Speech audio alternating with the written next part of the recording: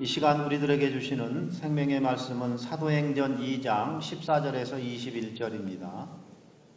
사도행전 2장 14절에서 21절 말씀.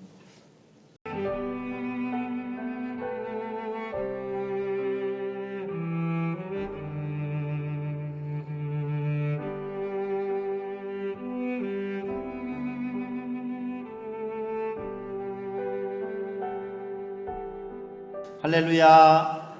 오늘 이 아침에도 주님 앞에 나온 여러분들을 주님의 이름으로 환영하고 축복합니다. 여러분 주님 앞에 잘 나오셨습니다. 서로 좀 인사할까요? 옆 사람과 주님의 이름으로 사랑하고 축복합니다. 잘 오셨습니다. 어린이들이나 또는 청소년들에게 또는 청년들에게 꿈이 무엇이냐고 질문하면 흔히 이런 식의 이제 질문들을 대답들을 합니다.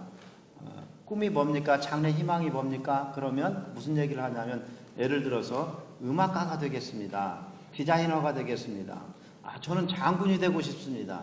저는 의대에 가서 의사가 될 겁니다. 또는 금메달을 따는 올림픽에 나가서 금메달을 따는 운동선수가 되고 싶습니다.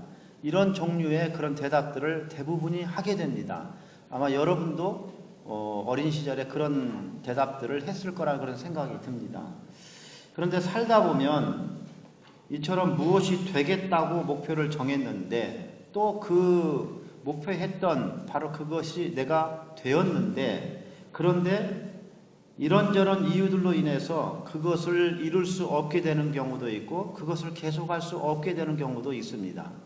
분명히 나는 선생님이 되고 싶었는데 그런데 살다 보니까 내가 선생님이 될 만한 그러한 그 실력이 안 되는구나. 그래서 그 꿈을 접어야 될 이제 그런 그 직업에 대한 희망, 그 장래 희망을 접어야 될 그런 경우도 있고 또 여러 가지 은퇴라든지 또는 이직이라든지 또는 뜻하지 않게 사고를 당해서 내가 장애가 됐다. 몸이 아파졌다.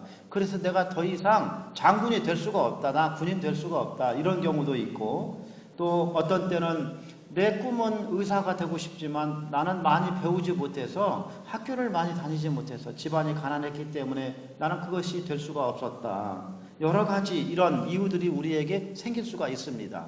많은 사람에게 이런 문제들이 생길 수가 있는데 이런 경우를 이제 만나면 사람들이 가장 먼저 무슨 생각을 하냐면 그런저런 이유들로 인해서 나는 꿈을 잃어버렸다. 나는 꿈을 잃어버렸다. 이렇게 생각을 합니다. 그리고 또 어떤 사람은 여기서 한 걸음 더 나가서 무슨 말을 하냐면 내 인생 종쳤슈 이런 얘기들을 해요. 나는 어떤 것이 되고 싶었는데 나는 디자이너가 되고 싶었는데 나는 뭐가 되고 싶었는데 그런데 그게 안 됐다 이거예요. 또 됐는데 중간에 포기를 해야 되는 그런 상황도 있다 이거예요. 그럴 때 나는 내 인생 종쳤슈 그러면서 좌절하고 방황하고 심지어 어떤 사람은 방탕해지기까지 합니다. 방탕해지기까지 해요. 술 먹고 막 그러면서 막 비틀비틀 하면서 자기 남은 인생을 방탕하게 살아가는 사람까지 있어요. 여러분 뭐가 문제일까요? 처음에 출발부터 꿈과 그 꿈을 이루는 방법을 혼돈하고 있습니다. 꿈과 꿈을 이루는 방법을 혼돈하고 있는 경우가 너무나 많이 있습니다. 여러분 내가 의사가 되겠습니다. 아이돌이 되겠습니다. 음악가가 되겠습니다. 이런 것들은 직업이죠. 그런 거 직업입니다. 사람들은 직업을 꿈으로 생각을 해요. 근데 그게 바로 착각인 것입니다. 꿈과 꿈을 이루는 방법은 구분을 해야 돼요.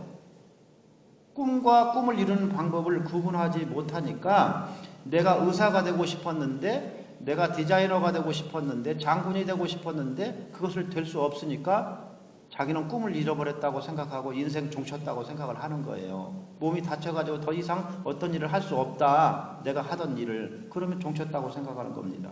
이게 바로 꿈과 꿈을 이루는 방법을 혼돈하고 있기 때문에 생긴 그런 문제인 것입니다.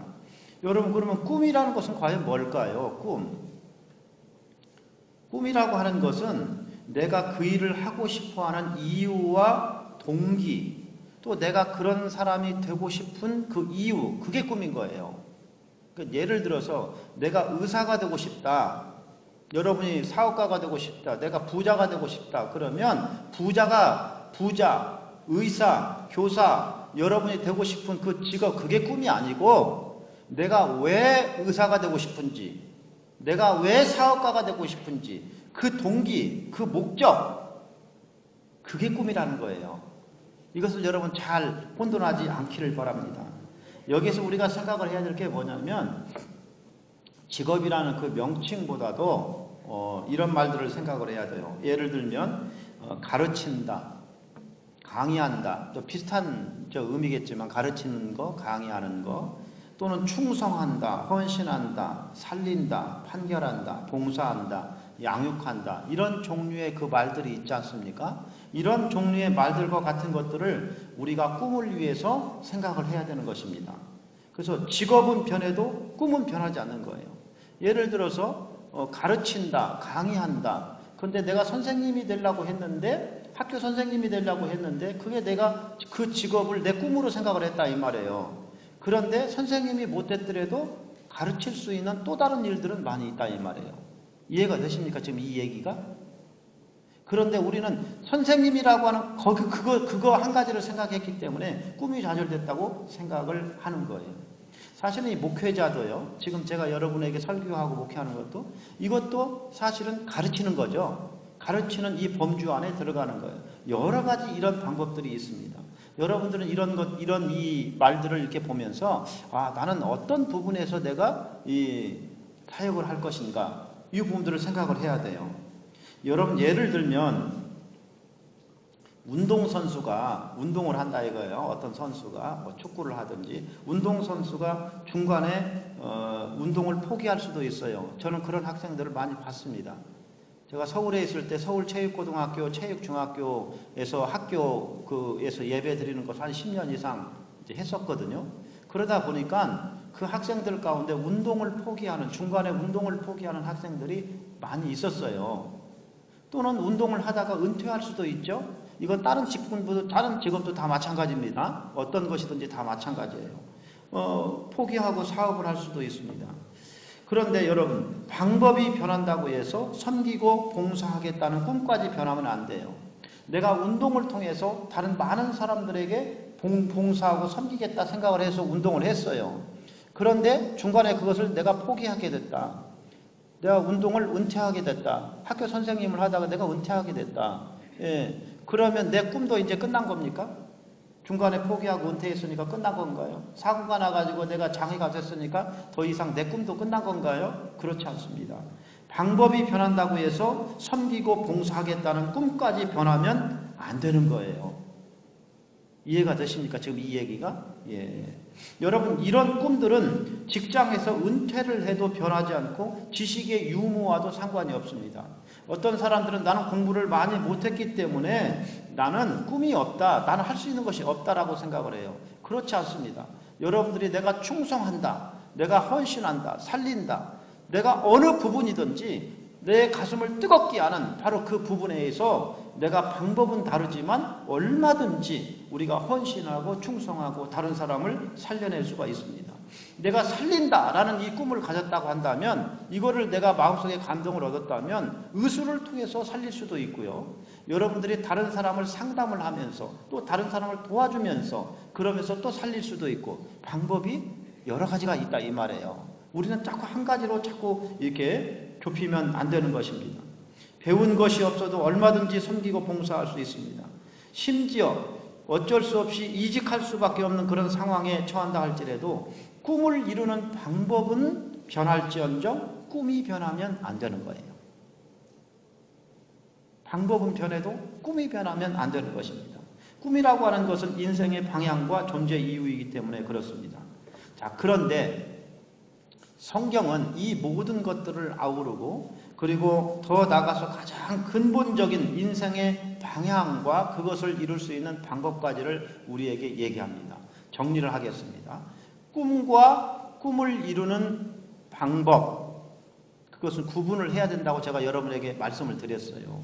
그러면 그 꿈이라고 하는 것은 내가 그 일을 하고 싶어하는, 또 그런 사람이 되고 싶은 이유, 동기, 그게 꿈이라고 그랬잖아요. 예? 그래서 이 꿈은 변하면 안 된다고 그랬잖아요. 다양한 방법으로 그 꿈을 이룰 수가 있습니다.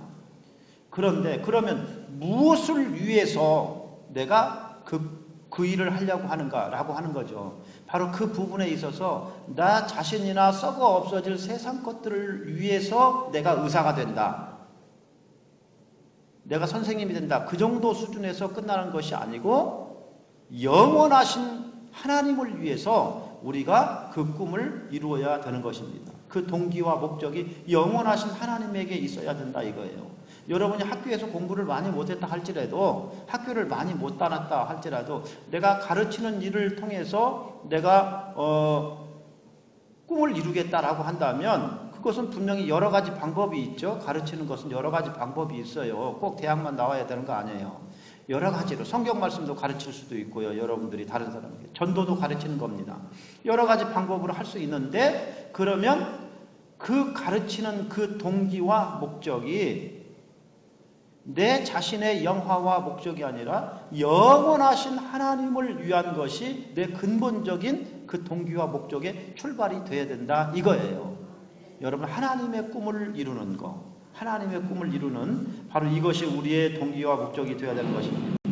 여러분, 하나님의 꿈을 우리가 이룬다고 생각하면 결국은 그것이 뭐가 되냐면 그것이 곧 나를 위한 것이 되기도 하는 거예요. 그 하나님의 꿈을 이루는 방법이 뭐냐? 성령 충만을 옷 입는 것입니다. 성령 충만을 옷 입으면 하나님의 꿈을 이룰 수 있어요. 그 하나님의 꿈을 이루는 것은 곧 나의 꿈이 이루어지는 것과 같은 것이다. 왜 성령의 충만함을 옷 입어야 되냐면은 하나님의 꿈은 하나님이 친히 이끌어 가시기 때문에 그렇습니다. 하나님의 꿈은 하나님이 친히 이끌어 가시기 때문에 우리는 성령의 충만함을 옷 입어야 되는 줄 믿습니다. 여러분, 성경은 잠깐 있다가 없어질 들꽃 같은 부귀영화를 위해서 꿈을 가지라고 말하지 않아요. 잠깐 있다가 없어지는 꽃과 같은 거. 지금 우리 화단에 보니까 벌써 수선화가 싹이 올라오고 있어요. 끝을 보니까 노란 것이 조금씩 있어요. 그런데 그 수선화가 계속 핍니까? 조금 피다가 조금 있으면 또 그게 그 노란색 수선화가 어디로 다 가버려요. 다 지고 지저분해진 그런 모습이 보이게 됩니다.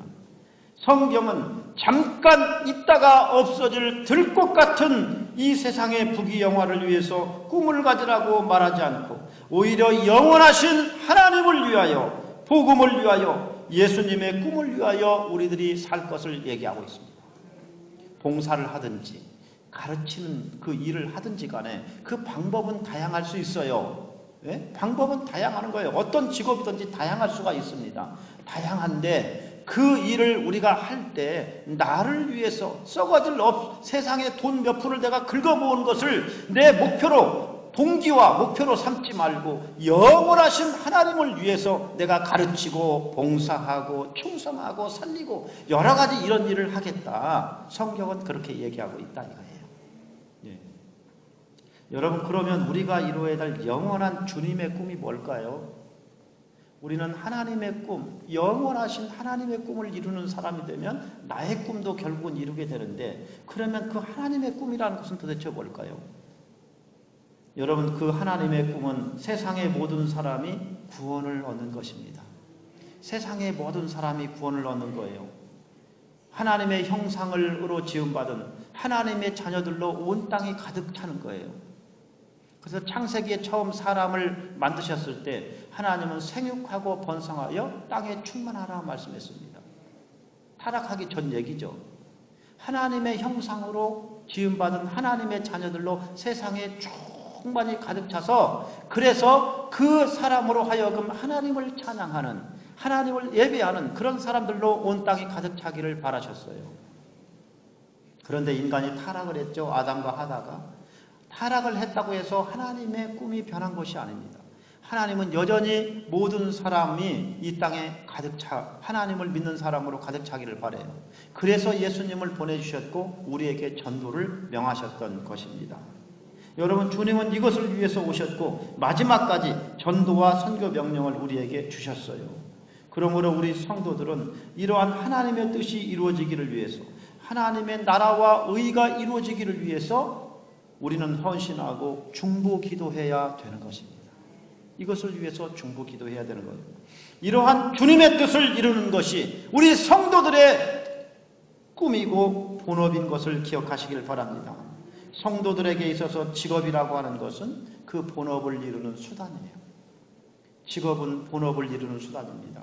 우리의 본업은 하나님의 뜻을 이루는 것이고 우리의 직업을 통해서 많은 사람들이 주님 앞에 돌아오는 통로가 되는 거예요. 여러분이 농사를 짓는다고 한다면 그 농사 짓는 그 일은 하나님의 영광, 주님의 나라를 확장시키는 그러한 수단이고 방법이라고 하는 것을 여러분 깨달으시기를 바랍니다. 여러분이 농사 안 짓고 갑자기 장사하는 것으로 직업을 바꿨다 할지라도 방법은 바뀌어도 꿈, 본질적인 것은 변할 수가 없는 거예요. 복음 전하려고 하는 하나님의 그 뜻, 그 꿈은 변할 수가 없는 것입니다. 여러분, 이 꿈을 깨닫고 이루어가는 방법이 뭐냐? 오늘 성경 말씀에 보면 성령 충만인 것을 얘기를 하고 있습니다. 성령 충만이에요. 이러한 하나님의 뜻과 하나님의 그 마음을 우리가 깨닫고 알게 되고 이루는 방법이 성령의 충만함입니다. 이것은 나이나 빈부 귀천과도 관계없고 가방끈과도 상관이 없습니다. 성령 충만을 받으면 나를 향하신 하나님의 뜻, 하나님의 꿈이 무엇인지 깨닫게 되는 거예요. 오늘 본문 말씀 속에서 우리는 그거를 분명하게 깨달을 수가 있습니다. 오늘 이 본문 말씀은 오순절 성령 충만을 받은 사도 베드로가 하나님의 말씀을 담대히 선포하는 장면이에요. 성도들이 성령 충만을 받고 오순절에 그들이 막 방언으로 기도하고 말하니까 사람들이 저 사람들 술 취한 거 아니야? 막 그렇게 조롱하고 할 때 사도 베드로가 일어나서 그렇지 않다는 것을 얘기를 하면서 하나님의 말씀을 선포하는 장면입니다. 그 내용 중에 일부예요. 우리 17절, 18절 다 같이 한번 읽어보겠습니다. 하나님이 말씀하시기를 말세 내가 내 영을 모든 육체에 부어주리니 너희 자녀들은 예언할 것이요 너희 젊은이들은 환상을 보고 너희 늙은이들은 꿈을 꾸리라. 그때 내가 내 영을 내 남종과 여종들에게 부어주리니 그들이 예언할 것이요. 아멘. 술에 취했다고 막 조롱하는 사람들에게 우리가 술 취한 것이 아니고 성경 말씀에 예언된 대로 하나님의 영이 지금 임해서 이렇게 방언을 하고 이렇게 기도하는 것이다. 그 얘기를 지금 하는 거예요. 근데 이 내용을 잘 보세요. 하나님이 말씀하시기를 말세 내 영을 누구에게 보여준다고 그랬어요? 성경 말씀을 잘 보세요. 누구에게 보여준다고 했습니까? 모든 육체라고 그랬잖아요. 모든 육체. 성경 말씀을 잘 보세요. 화면을. 누구에게 부어준다고 그랬어요? 모든 육체에게 부어준다라고 말씀하고 있습니다. 18절에 보면 내가 내 영을 내 남종과 여종들에게 부어준다 라고 이렇게 말씀을 하고 있어요. 그렇게 하나님의 영이 모든 육체에게 부어지면 자녀들도 나이가 어린 사람도 예언할 것이요. 여기서 이 예언한다 이 말은 뭐 무슨 점쟁이가 미래일 얘기하는 것처럼 그런 얘기가 아니에요. 하나님의 말씀을 선포하는 사람이 될 것이다 이 얘기예요. 여기서 예언은 하나님의 말씀을 얘기를 하는 것입니다. 하나님의 말씀을 증거하는 사람이 될 것이고 너희 젊은이들은 환상을 보고 늙은이들은 꿈을 꾸리라. 환상이나 꿈이나 여기서 지금 같은 의미예요. 잠자다 뭐 꿈꾸는 그런 꿈을 얘기하는 게 아니에요. 비전을 얘기하는 거예요. 비전을.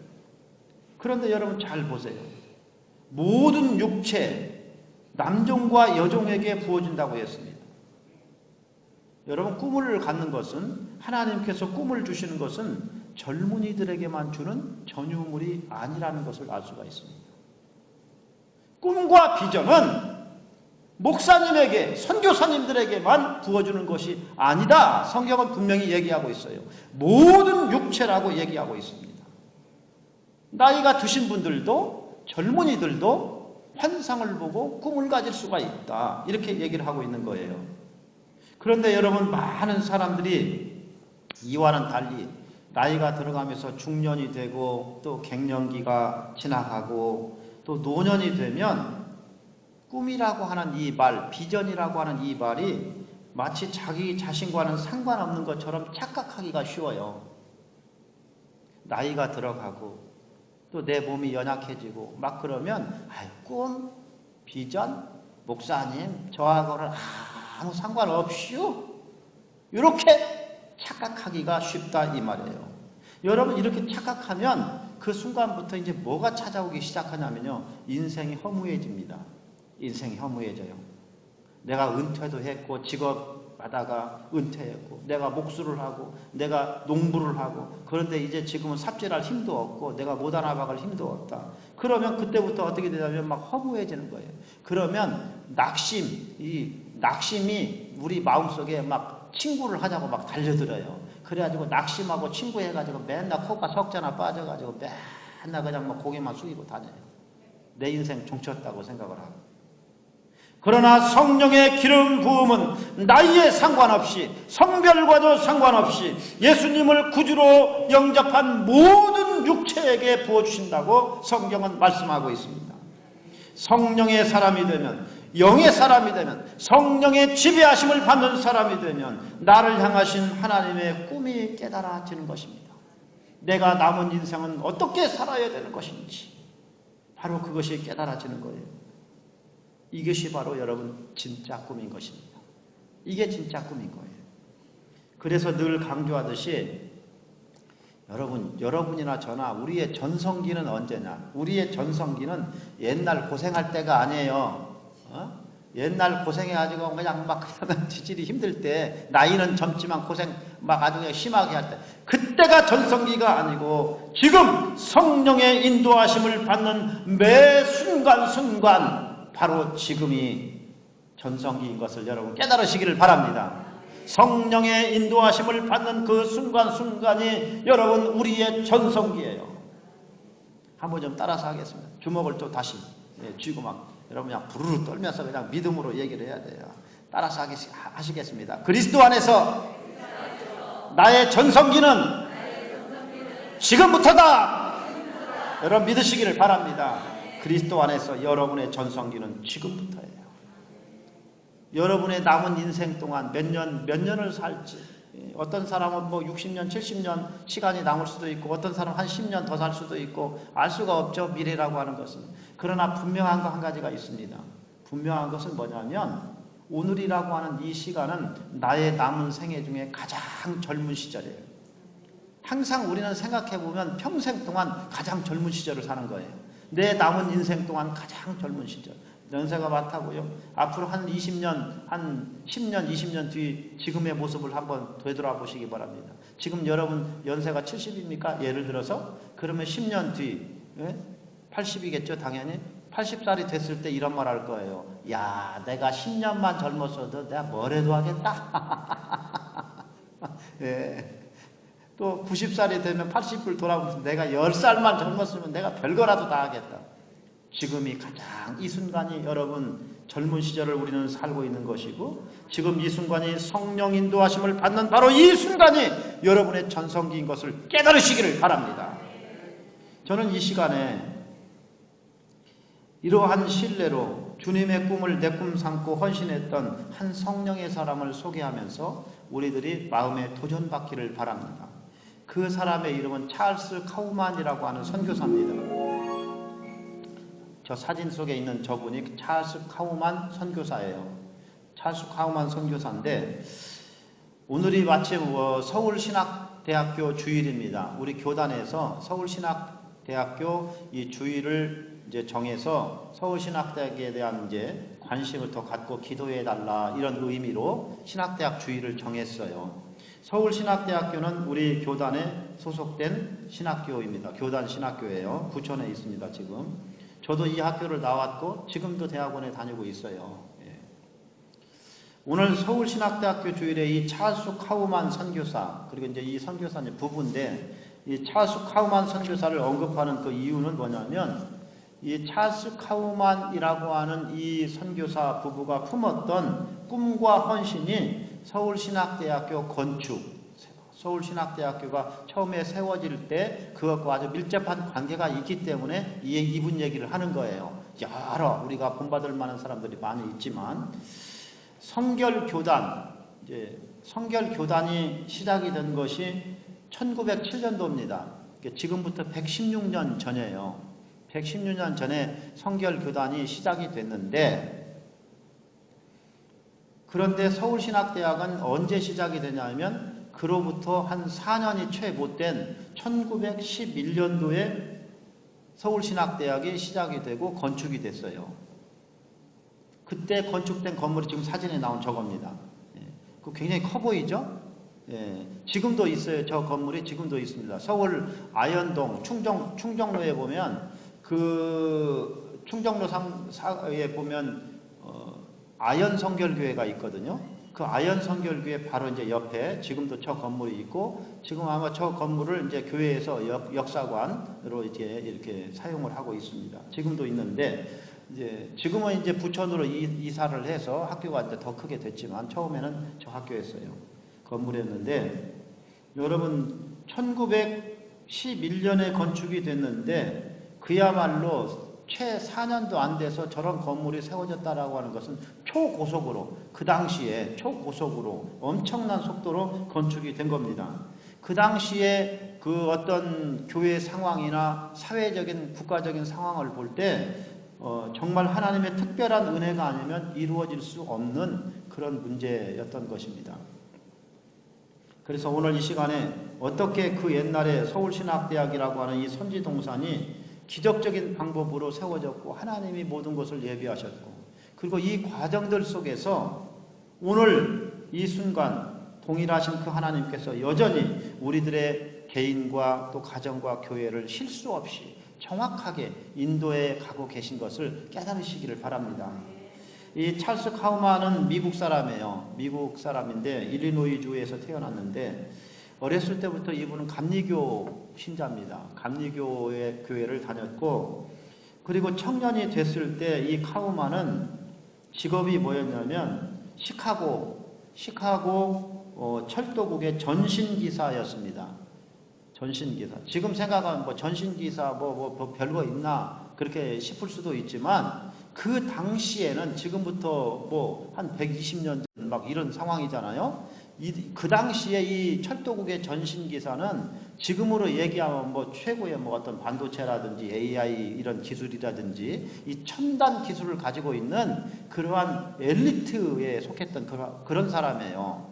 그런 이제 카우만이라고 하는 청년인데, 그래서 직장 생활을 하면서 이제 레티라고 하는 이제 신실한 자매를 만나서 이제 결혼도 했고, 그렇게 했는데, 그런데 그 아내가 카우만의 부인 레티가 이제 병에 걸려서 아주 그냥 거의 죽다가 살아났어요. 그것을 통해서 이제 이 카우만 부부가 하나님의 신유의 은혜 이거에 대해서 깊이 또 체험을 하기도 했습니다.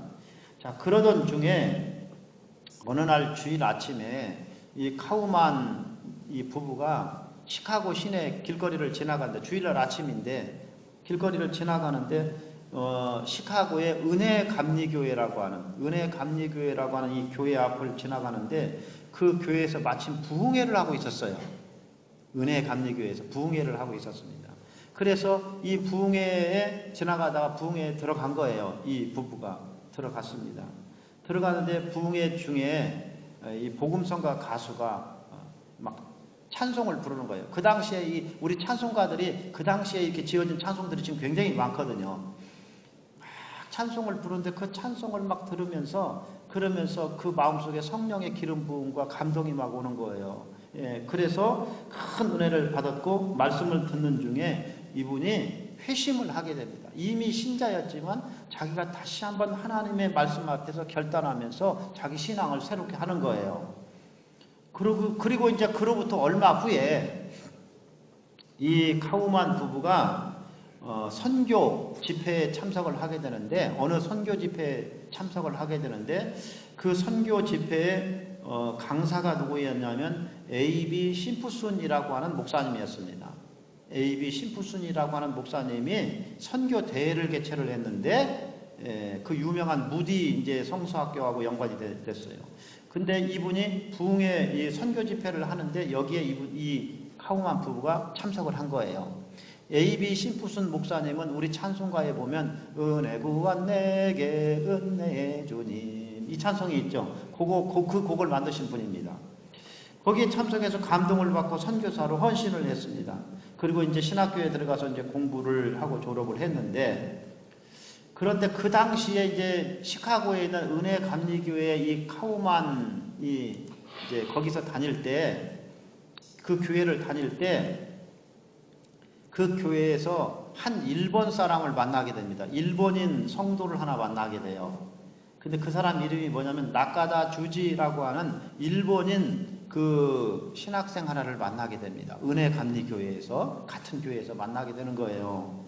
이 나카다 주지라고 하는 이 일본인 이 청년을 통해서 일본에 대한 영적인 상황을 막 소개받고 그 마음이 막 카우만의 마음이 그 얘기 듣고 마음이 뜨거워졌어요. 그래서 내가 선교에 헌신을 했는데 A.B. 심프슨 목사님 그 집회에서 내가 선교에 헌신을 했는데 내가 이 나카다 주지라고 하는 이 일본 사람 이 친구를 이 청년회에서 만나고 보니까 내가 일본으로 가야 되겠다. 일본 가서 선교를 해야 되겠다. 이렇게 결심을 하는 거예요. 결심을 했습니다. 그래서 이 카우만 이 부부가 가지고 있던 재산 다 털고 그리고 카우만의 부인이었던 레티 카우만이 아끼던 피아노, 그 피아노를 팔았어요. 팔아가지고 일본으로 건너가는 그 여객선에 여비를 마련을 한 거예요.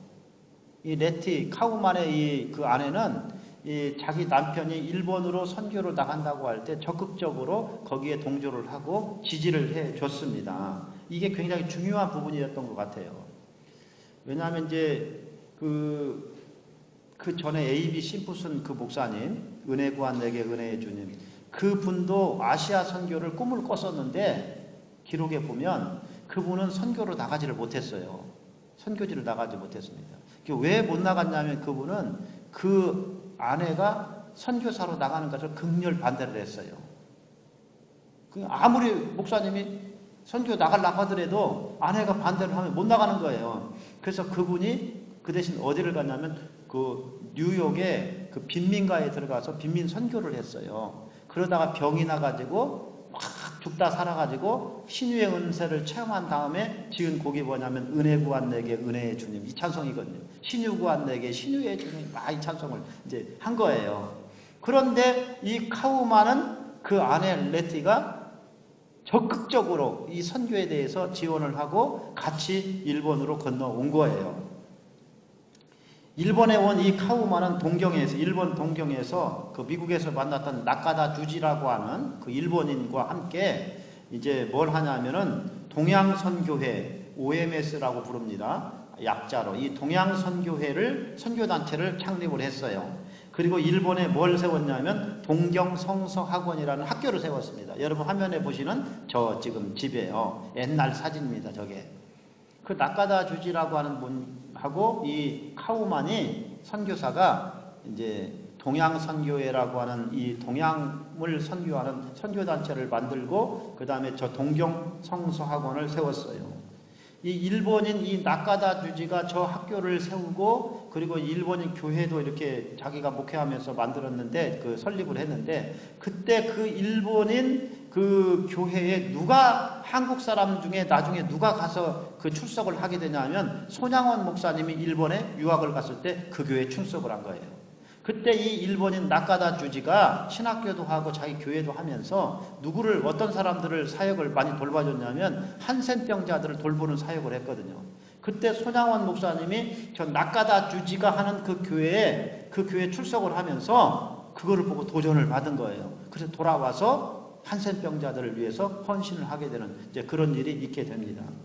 그리고 이제 나중에 이제 길보론이라고 하는 또 친구를 일본으로 불러서 사역을 함께 하게 됐습니다. 바로 이 동경성서학원에 이 학교에 1905년도에 김상준, 정빈이라고 하는 두 조선 사람이 어느 날 갑자기 나타난 거예요. 이 학교에. 예? 학교에 나타나가지고 이들이 신학 공부를 하고 싶다고 한국에서부터 거기까지 찾아온 거예요. 그래서 이들을 보면서 이 카우만이 그 마음속에 깨달아지는 것이 있었습니다. 하나님께서 감동을 주신 게 있었어요. 그게 뭐냐면 하나님께서 일본 선교뿐만 아니라 조선을 포함한 동양 전체를 복음화시키려고 나를 이곳 일본 땅에 보내셨구나. 일본만 위한 것이 아니라 조선과 동양 전체를 복음화시킬 그러한 목적으로 나를 이곳에 파송했구나 이렇게 생각을 하고 그것이 하나님의 마음이라는 것을 이분이 깨닫고 헌신하기로 또 다시 한번 결심을 합니다. 그리고 이 김상준, 정빈 이 두 분이 동경성서 이제 이 학교를 졸업을 하고 귀국을 해서 서울 종로 무교동에서 전도를 하기 시작을 했는데 그때가 바로 1907년인 거예요. 성결교회가 시작된 1907년도입니다. 이때 이분들이 귀국을 할 때 기록에 보면 카우만 선교사도 한국에 같이 왔었어요. 왔다가 또 일본에 갔다가 왔다 갔다 했습니다. 일본이 본거지니까 한국을 왔다 갔다 했어요.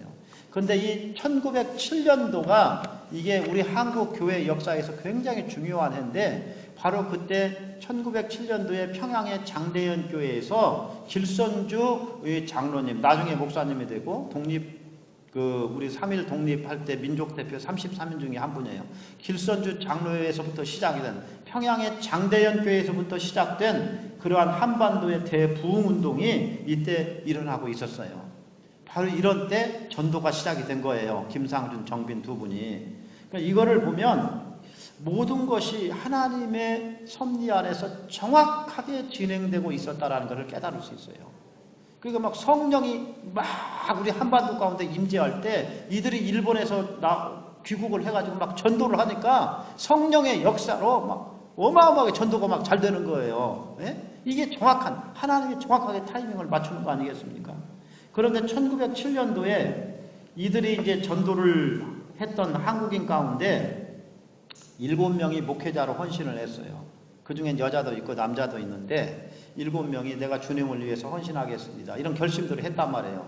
근데 이들이 모여서 간절히 한국 복음화, 조선 복음화를 위해서 기도를 하는데 그런데 기록에 의하면 카우만 선교사의 아내인 레토 카우만의 이 기록에 의하면 이들이 간절히 기도하던 중에 한 사람이 하나님의 분명한 음성을 들었어요. 기도 중에. 그 분명하고 확실한 그 하나님의 음성을 듣게 됐는데 기도 중에 그 내용이 뭐냐면 동경의 성서학원이 세워진 것처럼 조선 땅에도 한국에도 이 성서학원, 신학교가 세워져야 된다. 이러한 하나님의 그 음성이 들려진 거예요. 그래서 그 분명한 그 음성이 들렸는데 그 음성은 얼마 가지 않아서 증명이 됐습니다. 어떻게 증명이 됐냐면 성서학원 건립을 위해서 4,000달러가 미국으로부터 헌금이 돼서 온 거예요. 그 응답을 받고 나서 바로 응답이 온 거예요. 그러니까 여러분 하나님이 먼 이국 땅에 누군가를 감동시켜서 그 한국에 서울에 이 신학교가 세워지기를 위해서 하나님께서 헌금하도록 감동을 주신 거죠. 먼 이국 땅에서. 지금 이 헌금을 했던 그 사람은 자기가 들인 씨앗이 오늘날 서울신학대학이라고 하는 엄청나게 큰 나무가 될 것을 여러분 상상이나 했겠어요? 그분은 단지 하나님이 감동을 줄 때 그 감동에 순종했을 뿐입니다. 일은 하나님이 다 하셨어요. 여러분 카우만 선교사가 학교 부지를 위해서 기도하는 마음으로 여기저기 막 한 2주 동안을 계속 돌아다녔대요. 네? 어디에 학교를 지으면 좋겠는가. 뭐 돈은 다 없지만 하나님이 마음을 주신 거니까. 그래 가는 데마다 막 안 되는데 어느 날 이 좁은 길을 걸어가고 있는데 한 조선인이 갑자기 자기에게 찾아왔더래요. 어떤 조선인이 길을 가고 있는데 그 조선 사람 하인인 것 같아요. 부잣집 하인인 것 같은데 이 사람이 찾아와서 자기 주인이 땅을 팔 마음이 있다 이 얘기를 한 거예요. 자기 주인이 땅을 팔 그런 마음이 있다. 그래서 그곳이 어디냐 하고 이거 물어봤더니 아까 그 건물이 있는 바로 저 아현동 바로 저기였던 그 언덕 위에요. 언덕 위. 그래서 막 거기를 가서 둘러보는데 하나님의 감동이 이곳이라고 하는 분명한 확신이 이 카우만에게 찾아온 거예요. 자, 그래서 이런 과정을 통해서 이제 학교가 지어졌는데 여러분 하나님께서 이미 여호와 일의 장소를 예비해 두셨던 것입니다. 그리고 그 학교 이름을 경성신학교, 옛날에 서울을 경성이라고 그랬잖아요. 그리고 이제 나중에 해방이 되면서 서울신학대학교로 이름이 바뀌게 되는 것입니다. 이게 이 과정이에요. 여러분 이 과정에서 카우만 선교사와 초기 신자들이 하나님에 대한 분명한 응답과 확신이 있었고 그리고 그들은 아시아 복음화라고 하는 하나님이 주신 분명한 그 꿈에 대해서 철저하게 순종하는 그런 일을 그들이 했습니다. 이들의 이 모습은 오늘 우리에게 많은 것들을 시사하고 있다는 생각이 듭니다. 사랑하는 우리 성도 여러분, 지금 여러분들은 어떤 꿈을 가지고 있습니까? 여러분들은 지금 어떤 꿈을 가지고 있습니까? 구약시대나 예수님 시대나 지금이나 변함없이 하나님은 카우만 부부처럼 하나님의 꿈을 내 꿈 삼고 그의 나라와 의를 위하여 기도하고 순종하는 사람을 통해서 세계 선교의 일을 하나님께서는 지금도 이루어 가시는 것입니다. 이 과정에서 필요한 것들은 하나님이 하나님의 방법으로 다 공급해 주십니다. 그것도 정확하게 하나님께서 더 풍성하게 다 채워주셔요. 저는 지금도 이미 예비해 두셨다고 믿습니다. 이미 예비해 두셨어요.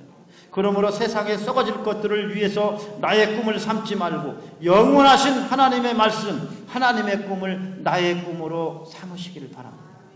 만약에 여러분 가운데 지금 어려운 일이 있으신 분이 계시다면 여러분 카우만 선교사나 성도들이 알지 못할 때 이미 하나님께서 보이지 않는 곳에서 다 학교를 세울 부지와 후원자까지 준비해 놓으셨던 것을 기억하시기를 바랍니다.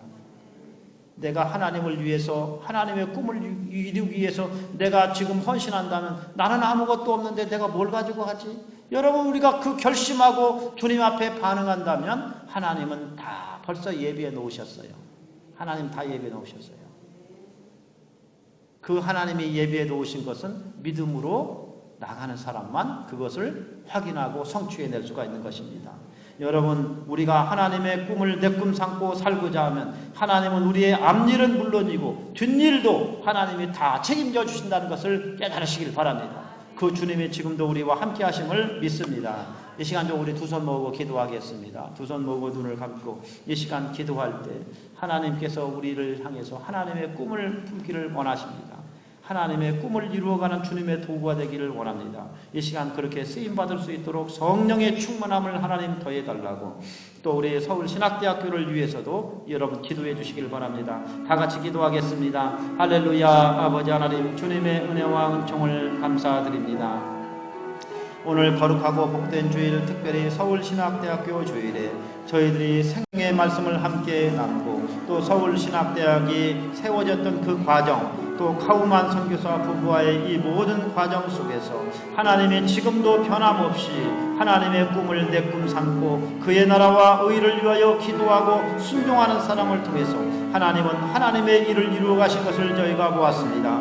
이 과정에서 필요한 것들은 하나님이 하나님의 방법으로 다 공급해 주신 것도 저희가 보았습니다. 정확하신 하나님, 실수가 없으신 하나님, 풍성하신 하나님, 그 하나님이 지금도 우리들을 위해서 모든 것을 다 예비해 두신 것을 믿습니다. 그러므로 저희들은 남은 인생 동안 썩어 없어질 것들을 위해서 내 인생 내 꿈 삼지 말고 영원하신 하나님의 말씀, 하나님의 꿈, 영원 구원을 위하여 나의 꿈 삼는 저희들 되게 하여 주시옵소서. 지금 저희들이 어려운 일이 있다 할지라도 하나님께서 이미 다 보이지 않는 곳에서 학교를 세울 부지와 후원자까지 준비해 놓으셨던 것처럼 지금도 하나님 우리 보이지 않는 곳에서 이미 다 예비하시고 일하시고 계신 하나님이신 것을 믿습니다. 우리의 앞일은 물론이고 뒷일까지 다 책임지시는 하나님이신 것을 믿습니다. 이 시간 우리 성도님들 주님의 성품을 믿고 남은 인생은 오직 하나님 영광만 위해서 살아갈 수 있도록 하나님 축복하여 주시옵소서. 이렇게 될 수 있도록 성령의 충만함을 더하여 주시옵소서. 성령이 임하면 모든 육체에게 부어질 때 젊은이들 뿐만 아니라 늙은이 나이든 어린 학생들까지도 비전과 꿈의 사람이 되니 저희가 그와 같이 되게 하여 주시옵소서. 그렇게 인도하시는 우리 주님을 찬양하며 예수님의 이름으로 기도하옵나이다. 아멘.